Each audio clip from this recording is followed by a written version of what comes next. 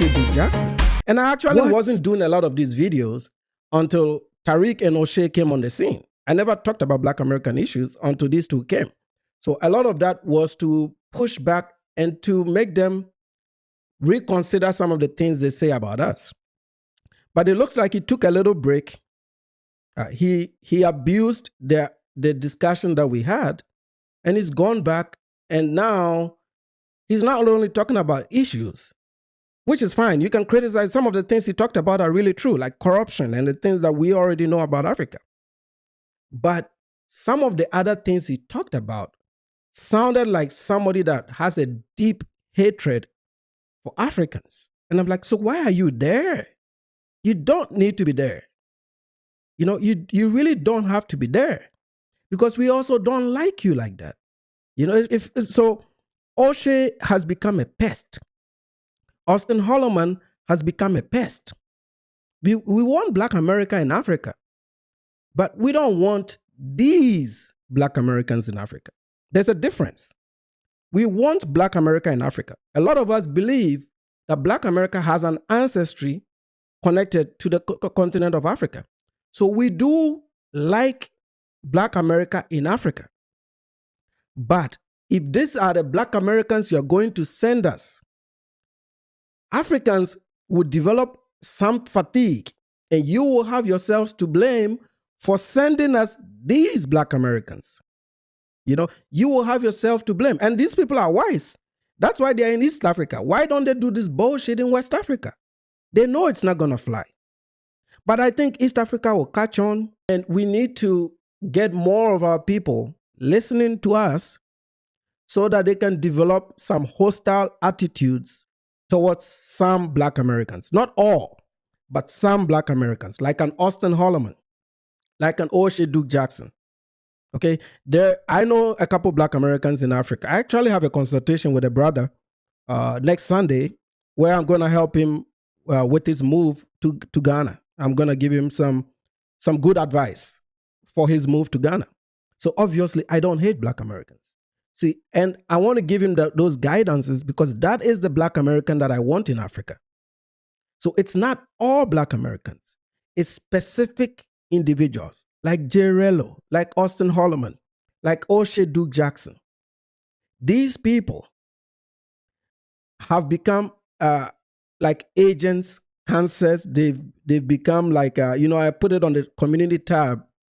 We have this in Africa where if you have a field, a field that you want to plant, like a farm, a field, and you have one weed in that field, and you ignore that weed eventually will outgrow your crops. This is an African saying, right? A proverb in Africa. That weed will outgrow your crops. And when it comes time to harvest, you will harvest only weeds. Okay? So Oshay Duke Jackson is a weed in Africa.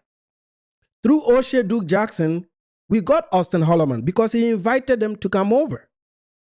And he keeps telling brothers to come and visit him while he's there. He promotes the degenerate part of his time in Africa. And these people are not just visitors. Like I can accept a Jerello because he's a weekender. He'll come in and do degenerate stuff and they will leave. But when you have people like Oshay, first of all, he's discouraging other Black people from enjoying the things that he enjoys about Africa. Africa has some problems. We all know that. It's not a secret, man. Before you go to Africa, you know what to expect. Did these people not know what is in Africa? Were they expecting that they were going to see Wakanda and some skyscrapers? What did they not watch enough National Geographic to know what they were getting into? Are we asking? He's talking as if we are asking him to develop us. I'm like, Ninja, go and develop the ghettos first. He's talking as if, yes, he's from the United States of America, but he's talking as if his community is a big player in the United States of America, and that is not true. And this is the mindset that he needs to understand, that the problems of Africa that he's expressing is not news. It's only deterring other black people from going there. That might be good for us. Keep it up, like No Limit Eddie. Keep it up. And I think he's doing this thinking that it's going to hurt us, because these people, they are feel-good people, and they think that if they do things in a certain way, it's going to affect us and it's going to hurt us. That's what they think, and that's what they believe. But it doesn't really hurt us, because this is what we've been. He made assertions that Africa is going down. It's like, Ninja, you've only been there 6 years. I was born in the 80s. When the West had internet, Africa had no internet. When we finally got access to internet, we're using dial-up. 10 years ago, only few African cities were connected to cell service. Nowadays, in my rural towns and in my village, there's internet, there's cell service, there's Wi-Fi. There are road networks that are being constructed every day. But there's also some problems with urban expansion and floods and a few things that are happening. But it's not perfect. We have some structural problems like corruption. It exists here too. But it's not perfect. And Africans are aware of that. Our progress is slow. But development has to look differently to us as Africans. It looks different to us. It shouldn't, we're not going to jump overnight into a first world. That's what Black America is expecting of us. And this talk about African unity and Black unity and all this nonsense that they've crafted comes from the West. It's a Western mindset. Africa, just like Europe, is a continent of many countries. We've settled into our borders. Yes, there were colonial borders, but so are European borders. European borders are a result of European cities fighting themselves and drawing their maps. God didn't make the maps of Europe.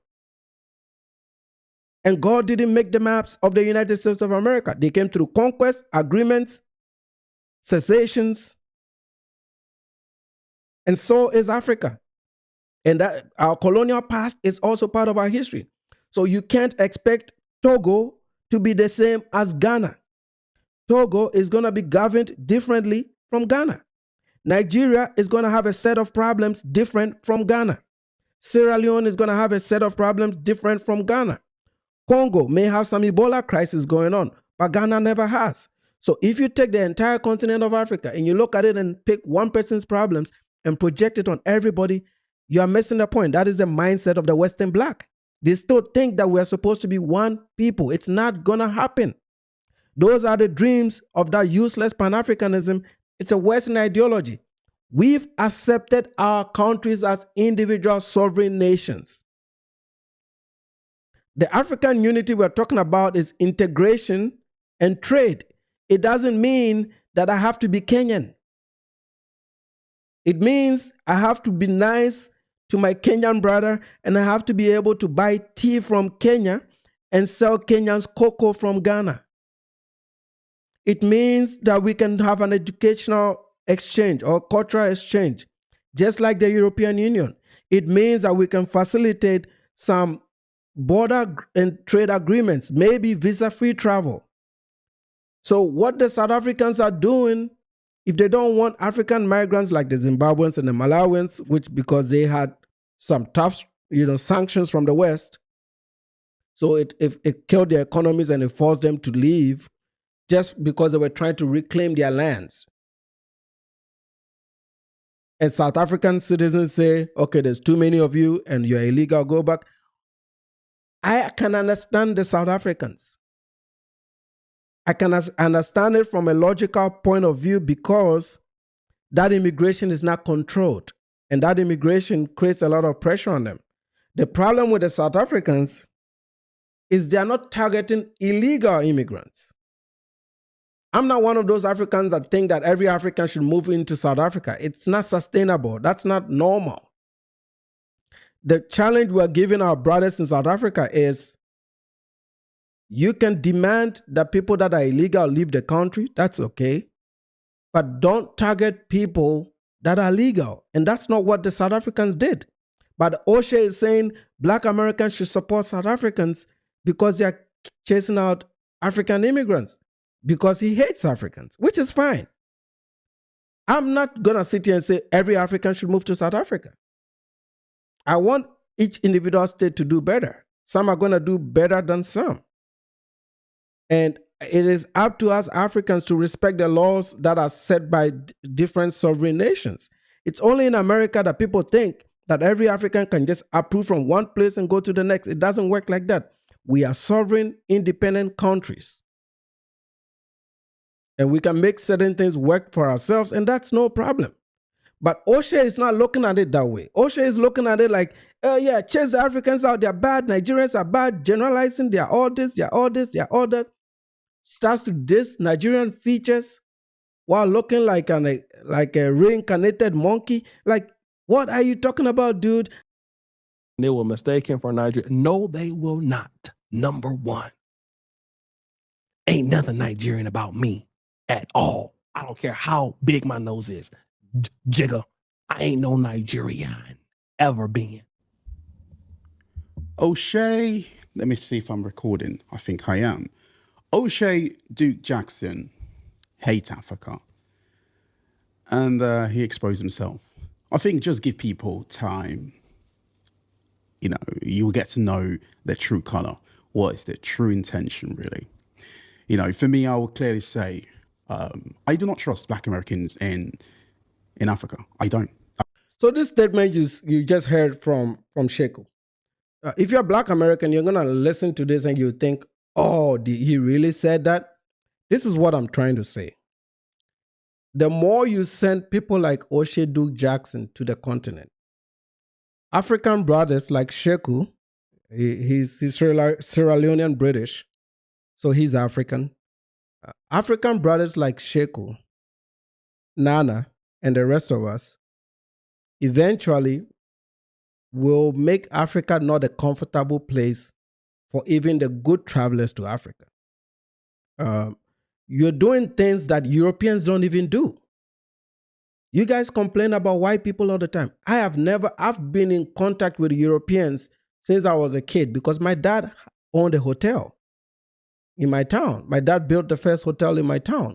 So we always receive European visitors, mostly Germans and Dutch people. And they never would go back to Europe and say things like this about African people. They always talked about how warm and welcoming we were to our guests. Oshay has been welcomed in Africa. Africans have worked for this guy. They have worked for him. He cannot return to the US because he won't get the amount of talent for the price that he pays in Africa. So for him to be able to live on a cheap and maximize his content creation business, Africa is a suitable location for him. He's no different than an African that migrates to South Africa or to the US for a better life. But it's just this superior trend that Blacks in the West, when they move to developing countries, they still think they are superior to the host countries and its citizens simply because they may have a few dollar signs that the host people don't have. But there are richer people in Uganda than Oshay. And even they don't talk like this. So these people Oshay Duke Jackson is exploiting Africans. And then he does little good deeds on the side. Then he gets cover and people talk about it. I saw Afro Think Tank make a video talking about how good Oshay is doing in Africa. This is why I equate all these people the same. I don't care if you're Pan-African or not. I think these guys that disguise themselves as Pan-Africans are even worse than just a regular black folk that doesn't know anything about Africa and just visits. See, Oshay has become a pain in the butt of Africans, man. And I'm very disappointed in Uganda. I don't know why they keep renewing these visas. They got him out of there, and I think he paid some bribes to get back in there. And he's only been there for about a month, and he started all over again. I'm like, Ugandans, when are you going to open your eyes, man? We can't keep fighting your battles for you. We have more serious problems in Africa to add these PTSD generators to our problems. He showed you who he was. He got out of there. And then he worked his way back into that place, probably by bribing his way. And then he gets drunk, fires up a live stream, really disgraces himself, and then just straight out insult the same Africans that are hosting him. I'm not hosted in America by the black community.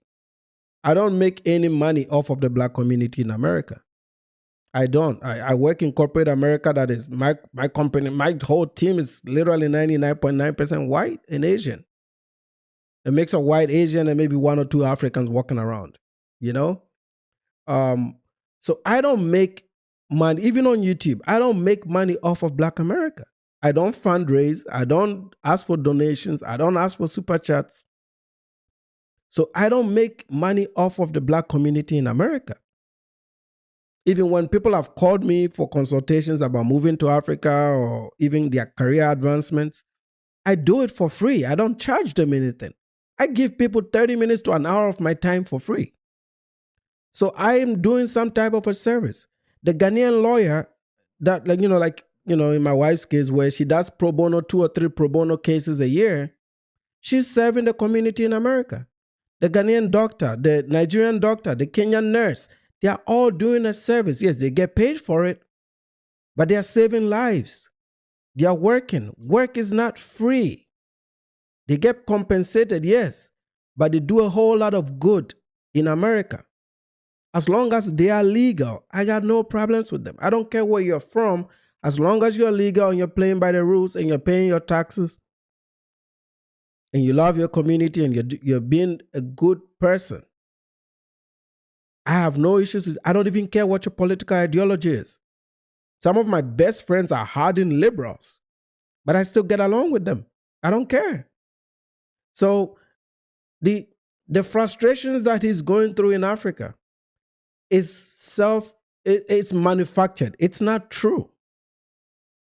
This guy has been ideologically moved by being on the internet too much. He's stressed out about his life and how he doesn't feel like he's achieved a lot. He believes, and he says this all the time, that he's been made by his community. Like that Black Americans is what made him. And because that's the audience that watches his video. So he's going to make content that Black Americans like. And what is the content Black Americans like today? FBA-leaning content, the Tariq Nasheed stuff, content that disrespects Africans. And his version is more powerful and venomous because he's doing it from the continent of Africa. And we know the American education system here.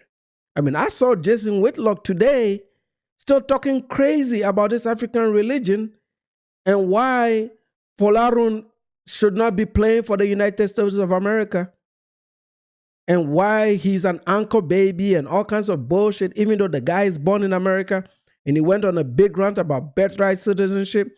That motherfucker is the reason why the Team USA even got this far. Team USA would have stunk it up without that dude. He's the only one scoring your goals. Good nations attract the best talent. If you don't take him, some other nation will take him. The same way the guys that come here to do medicine, if the USA don't take you, Canada will take you. Australia will take you. Some of us had quite a bit of options as to where to go get educated. I started with the Soviets. Then I ended up in the West. Some people go to England, France, wherever they can get the quality education to stand out. People move around the same way you decided to move around. You are not in Africa for charity. You made a conscious decision to move there because you had struggles with relationships in America. But you want to discount that as if it's not anything. It's also something. You know? It's also something. Why didn't you do these relationships here then? No society is perfect. There's definitely something in Africa that you want. That is why you've moved there. If you don't like it, you wouldn't have moved there, right? You are there because there is an advantage to you. If there is no advantage to me being in the US, I would not be here. So there is an advantage to Oshay being in Africa. If there is no advantage, he would have been gone. Majority of us Africans, he's heard it on the internet. He's heard it from everybody. We don't like him there. I don't know a single African that wants Oshay Duke Jackson there. And we know because we've done stories on him. Even the people that work for him, the people that used to be his friends, like Wodemaya, he's taking little shots at Wodemaya. Wodemaya is a much better content creator than you. And he didn't leave Africa. He did everything by himself in Africa. You cannot take credit for Wodemaya's success. I saw you trying to do the same with Flacco. Because somebody calls you for an advice, somebody calls me for career advice and I give it to him and they get the job, I'm not going to sit here and say that I created that person. I just offered them advice. It may or may not have helped them. Who knows? Okay? So to claim credit for their success and to make it look like, oh, because I've done this for them, then I can criticize them. Well, you got to ask yourself, here, who is the common denominator here? How come Wodemaya is no longer friends with you? Because they've noticed that you're an idiot. You get drunk, you're out of control, you're still not matured after living in African culture. You've not matured, even though you went there for maturity. Bullshit first, but at least when you live amongst people, you pick the positives of that community to improve yourself. Like I picked the positives of America to improve myself. That is why I didn't come here to be gangbanging, to be shooting people, to be acting thuggish, to be doing teen takeovers. I came here and I picked the positives of America to improve my life. Like expanding my Christian values, going to church. I went to church today. That's why we're doing the marriage series at church today. That's why I couldn't start my stream. You know, strengthening my relationship with my spouse and my children, helping my children grow, working, paying my taxes. These are all the positive, good values that I learned from America. Being able to speak about issues, communicate publicly with people, and be confident in the things that I talk about. These are all values that I learned for being in America. Being racially tolerant, to be able to go to a white man's house and have dinner and not see him as a different person. To be able to walk across the street to my Indian neighbor and not see color. Because we didn't have this privilege in Africa. We're all black. So I come here and I know that me and my white neighbor have the same struggles or the same victories. It's encouraging. And that's another dimension of maturity to my life. These are all the positive benefits of America. But if your community sees that multiculturalism part as being pro-white or being pro-this or being pro-that, there's always this division that exists. And this is why it's created this conflict between us and y'all. Because we don't want to be marching and yelling at people that have done nothing wrong to us. I don't want to be marching and yelling at my neighbor. I don't want to be rejoicing the stabbing death of a white school child by a black child. I don't have to be rejoicing teens in South Carolina beating a policewoman who is white. This happened last night. Things like that. I don't have to be rejoicing a man and a woman in South Carolina killing their daughter, burying that child, and a month later calling the police and saying the child is missing. I don't want to rejoice those things. I don't want to possess this mentality of violence and and rebellion that exists in certain parts of America. That's not what I came here to do. So you could also take the positive parts of African society and use that to improve your life. And if you don't find anything positive there, leave. Nobody wants you there, bro. Leave. You are in a part of Africa where you have no ancestry to. Uganda was not part of the transatlantic slave trade. So they don't owe you anything. You're a visitor to the place. They don't owe you anything. And you're a pest. Nobody, this is the painful part of this Oshay Duke Jackson thing. This guy is a pest. Like, the Africans don't want him over there, yet he's still not leaving. It's the same problem with Auston Holleman. We don't want you over there. I mean, to his credit, Oshay is not scamming. But Auston is scamming and threatening as for calling him out. And the only reason they can do this openly is because they're walking around East Africa. Why don't you motherfuckers bring this shit to West Africa? Take it over there. Go to Nigeria and talk all this bullshit that you talk about. You know what's going to happen when you do that. And these blacks are not idiots. They are aware. They know where they can play stupid and where they cannot. And I'm calling on Ugandans. If these people come over there, scam them. Because that's what they're saying about us anyway. If they are buying products from you, charge them twice, 3 times the price. If they employ you, steal their equipment, steal their products, make sure those businesses they set up don't work because they came with dollars, right? Use it up.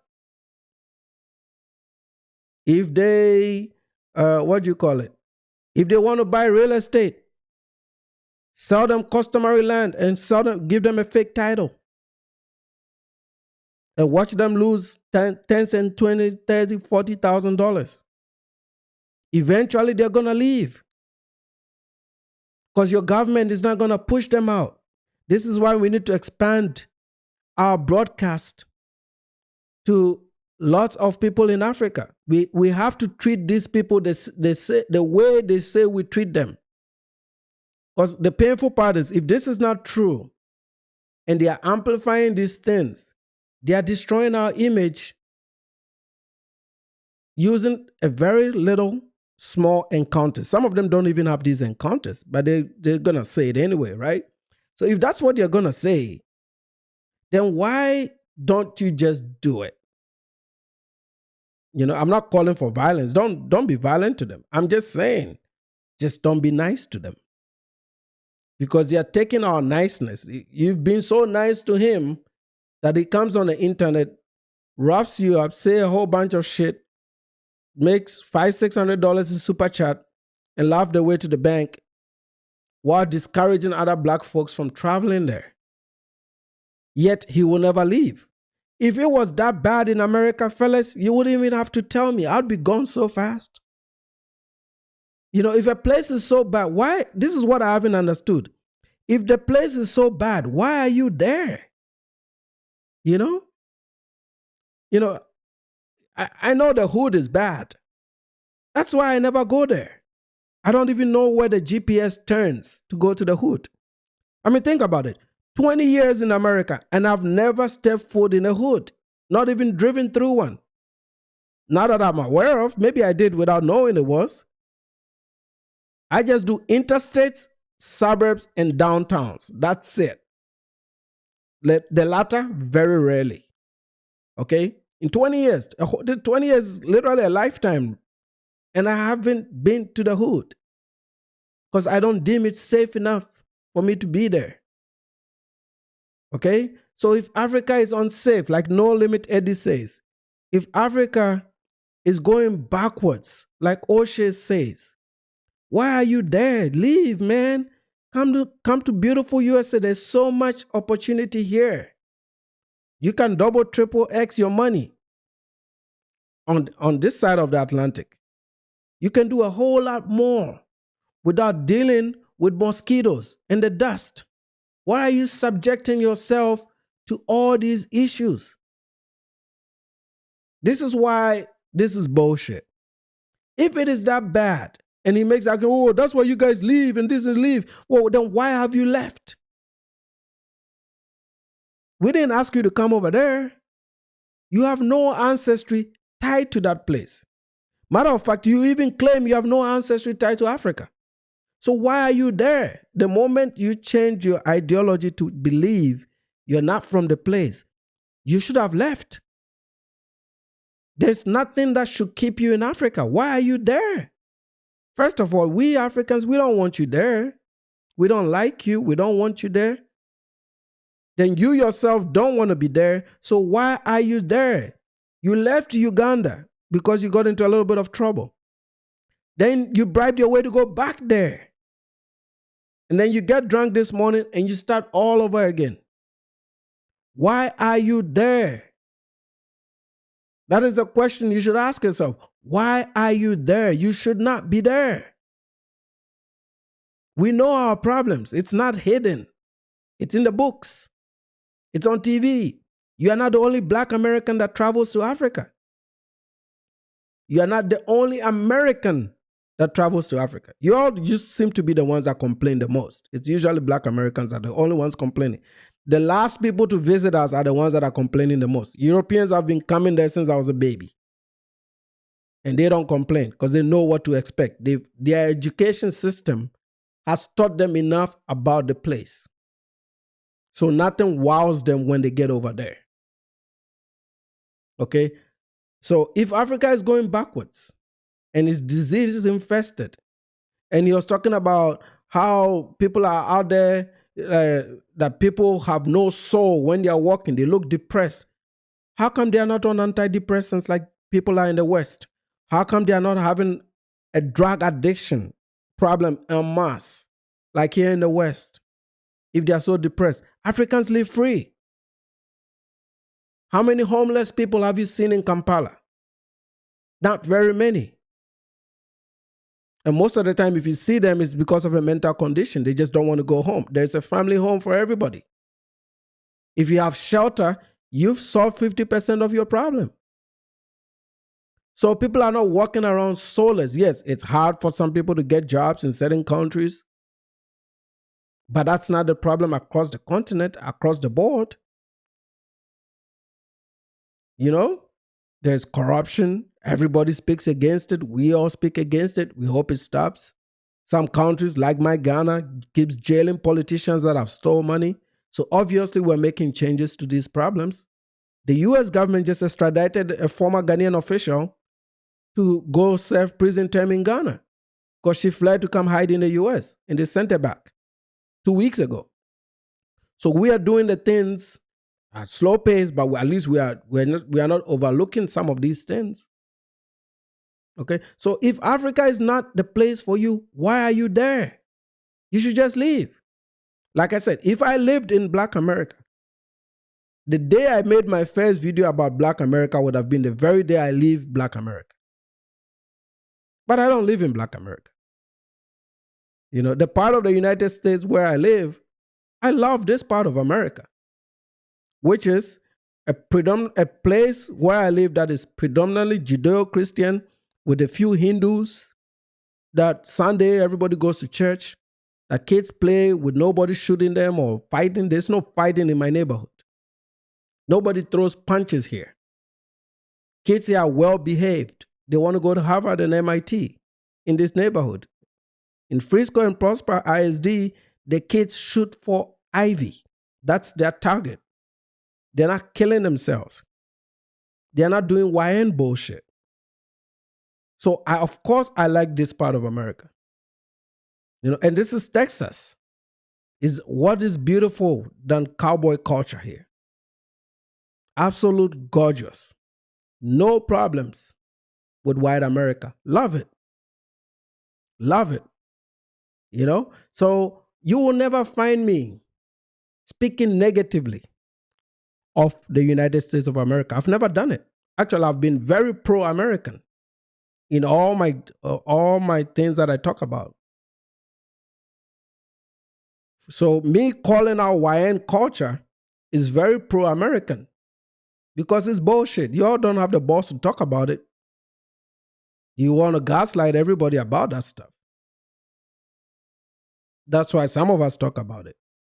But to act as if we don't know what happens in Black America and then, you all of a sudden you're in Africa to save us, man. I really do not trust them.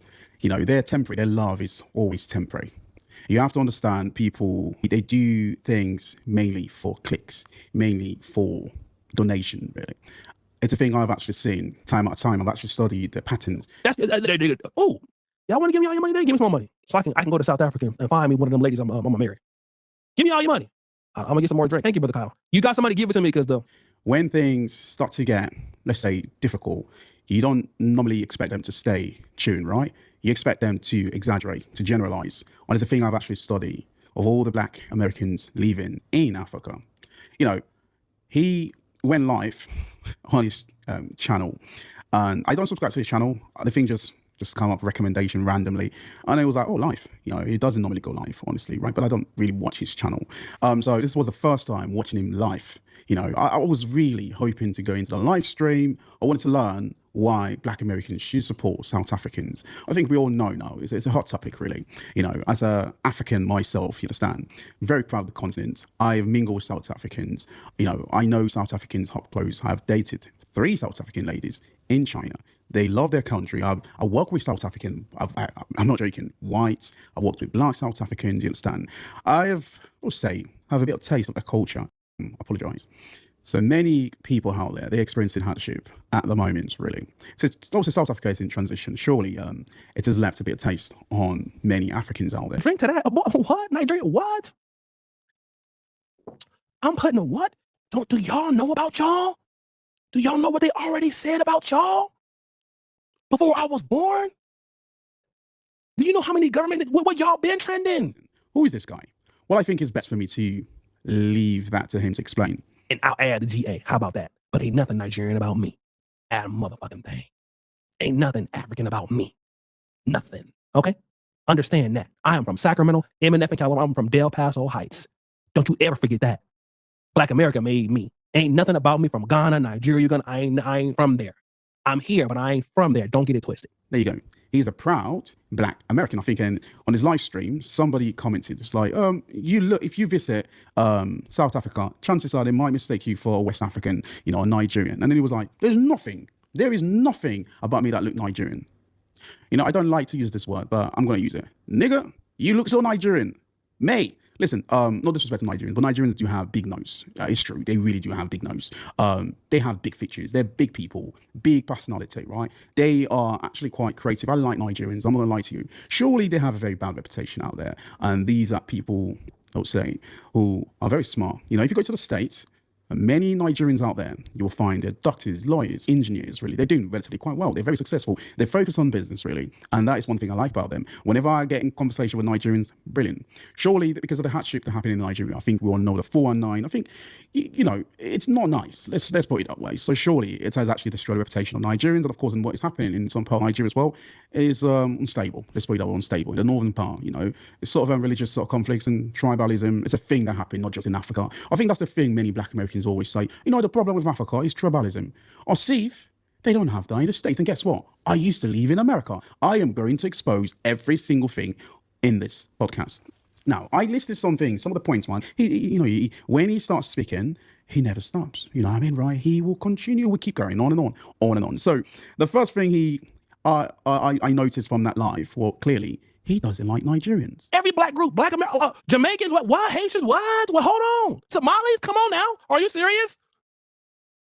Like, I'm the first person that said something about y'all. Boy, you be here all day and tomorrow until Jesus get off the cross. They've been talking about y'all for years. What are you talking about? Y'all better get real. The whole world know about what y'all be doing. They write reports. The World Bank writes reports. The IMF writes reports. What y'all do is wildly. Somebody wrote in a comment, FBA will make Africa great again. This is what they believe, right? So they go over there with a conquest mindset. They think that they are the superior Blacks, their goal. I'm like, there's nothing superior about you. You're bottom in this country. Black immigrants have surpassed you in America. They should have a more leading role because at least they are from Africa. They are connected to Africa. Your lineage is here, remember? So for somebody that believes that their lineage is here, why are you there? Like, I think Oshay's living in Africa is deliberate. He's there kind of like a spy, like somebody that is working for a government entity with the goal of destroying the very little progress in image that Africa has made, right? Like if I take what I've experienced in America, when I showed up here, the black statistics that I found in America, every metric of that statistic has gotten worse. The violence is way through the roof now. The impulsivity and all the things that goes on is through the roof. The homicides, all this, every statistic has gotten bad. The reading metrics, math, educational attainment, a little bit higher on the black women's side, much worse on the men's side. See, in the black American community, even though the majority of their destruction has come from women leading their homes, most of that should also be associated with men not being in the homes. Where are these fathers? Where are they? And one general characteristic that you will find in men like Auston Holleman and Oshay Duke Jackson, these are that rejected 80% that grew up with no fathers, fully traumatized to the max, that have decided to unleash their trauma on a homogeneous society like Africa. They don't fit there. This is why they don't have any respect for the place. Auston Holleman was mocking my names. I'm like, Ninja, you have a slave name. Holleman is German. You are carrying a slave name, making a mockery of a name that is rooted in history. Like you have, and I'm like, what? So unless you have a supremacist mindset, there's no way you would think that an African name is not a good enough name. Names have real meaning and not connected to an oppressive past. Well, so it sounds good for you because there's a lot of vowels in your name. It sounds very good because it's European. Yet, you guys blame us when we come to the West for aligning with Caucasians and white folks. Like, yeah, you are not any better. Actually, I think, I've said this to black immigrants, you're better off aligning with white America. You fit them culturally better. They are more educated and more read, so they won't say mean things to you. They understand you culturally because they are curious more and they are well-traveled. These idiots just started traveling the world and look at the mess that they are already creating. They've created a mess in Colombia. Colombians are what do you call it? Profiling them. Africans are already tired of them. It's like you've been traveling there for only 6-7 years and the Africans are already tired of you. So the common denominator here is you. It's like we're chilling over there and then you're coming into us. When we come to America, we're chilling amongst ourselves. We don't come into your communities. If we're so very interested, we would have been in your communities. We don't. So when you also go over there, it's like, we're not trying to be around you and you're still coming. It's like, it feels like a pest. We don't want you over there. We don't want you around us. We don't want people that think like you around us. Of course, it's not everybody. But people like these Oshays and Auston Hollemans, degenerates, I call them polished degenerates because now they have a little bit of money on the internet. What would Oshay Duke Jackson be doing with his life if he's not creating content? Nothing. He couldn't finish medical school. He still lies about it. There's no way you'd be doing this bullshit if you went to med school. Because medicine comes with respect. Look at how this dude is talking. This ghetto-ass dude. You think he'll pass a class of algebra to be able to even get through biology and physiology and anatomy? No, he couldn't. So these are not people that will go through USMLE and do a residency. He's not going to be able to fulfill that.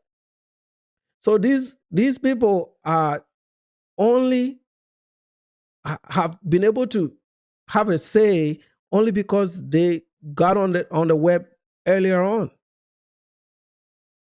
And he's able to remain relevant due to the talent that he sourced out of Africa. He doesn't like these people like that. Like I said, like you will never find me in Black America. Like I'll never go there. And I've expressed this openly. It's not like I'll talk to a Black person. I would advise a Black person.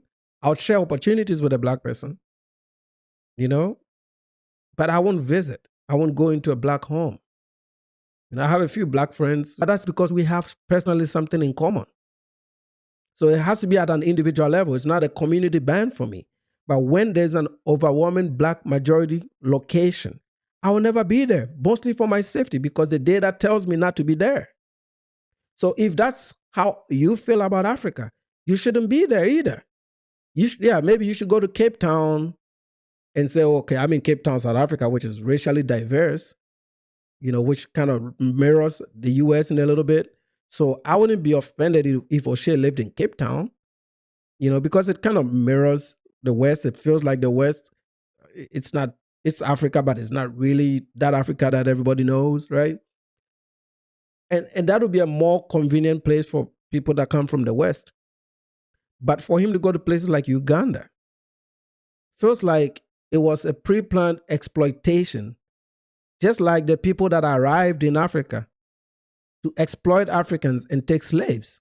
That's the same mindset, okay? I'm reading a book called The Chronicles, and I'm going to do a video on it. The Chronicles talks about a real Portuguese sailor's encounter, which is Prince Henry, one of the first people that sailed the coast of Africa from Portugal. They were the first expedition crew to Africa. Their mission to go to Africa in hierarchy did not include slavery. Slavery came as a consequence. That's why it was fifth on the list of the things that they listed as their priorities of sailing south. When they got there, the first contact is they found that the Africans were already trading intra-Africa between themselves and Arabs. They also found Islam in Africa and other traditional religions and multiple languages on the coast of West Africa. And I hope I can get somebody that knows how to do a documentary, and I'll share an African's perspective of the transatlantic slave trade, because these idiots just don't know anything about it. And this man documents what Africa was and how their initial contacts were and how they initially started taking the first sets of slaves from West Africa to Lisbon. And the mindset is that similar mindset of a neocolonialist, which can come in the form of Black people too. Actually, I think the Black people of today are the bigger neocolonialists. It's not the white folks. The white folks, they got no issues with us. They enjoy Africa. I mean, white people have a blast in Africa, man. They come there, they treat us for the most part with respect. They understand the cultures, they walk around freely. You can go to the most rural parts of Zambia, you'll find a white dude from England walking around wearing local clothes like he's lived there his whole life, speaking even local languages.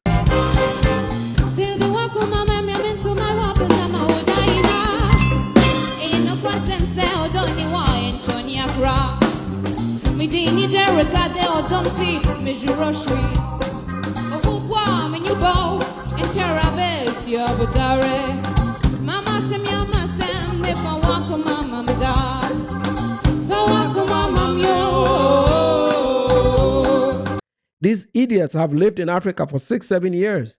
They haven't even learned a single language in Africa. If Oshay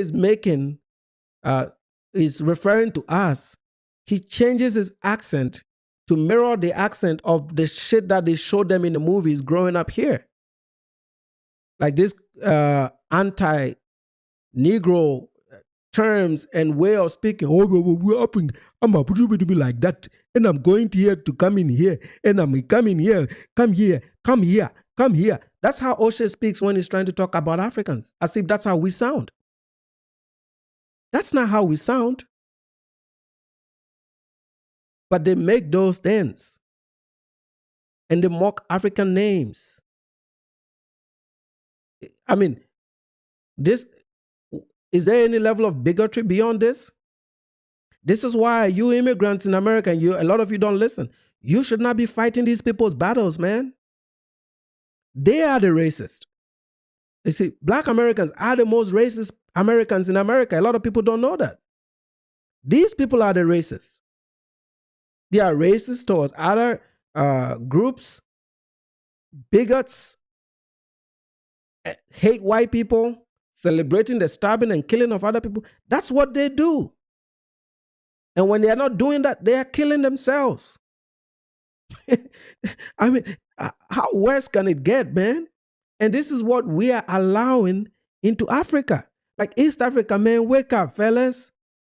When are you going to put a stop to this? You have to discriminate. Some discrimination is good. It doesn't sound good on paper here, but you have to discriminate. The Colombians are discriminating and it's working for them. When you come over there and you sound like a ninja, they send your ass back. It's not hard to tell, right? They have the hairline. They speak a certain accent of English. They move arrogantly. They even walk arrogantly. You can pick them out in the airport. You can tell an East African from these guys. Soon as they arrive in Jomo Kenyatta, you send them back. You don't ask any questions. At least do that for a little bit. Because, you know, I played a lady's video, a Black American lady that lives, I think her name is Traverse Culture. She lives in Nairobi, Kenya. And she was talking about how the Black folks that have showed up in Nairobi are like really the worst of the worst. And that is because we've allowed that to happen. We've allowed Oshay into Africa. Our laws have allowed this exploitation to go on. And no amount of things I say on the internet will change that, because these officials only see dollars. They don't care about our dignity and the respect that these people will show us. And now they are even demanding that they are going to change how we do things in Africa. That's how powerful they feel. They haven't changed the hood, but these new explorers can change African society. 3 or 4 idiots walking around Africa think they can change African society. With what? A baseless culture?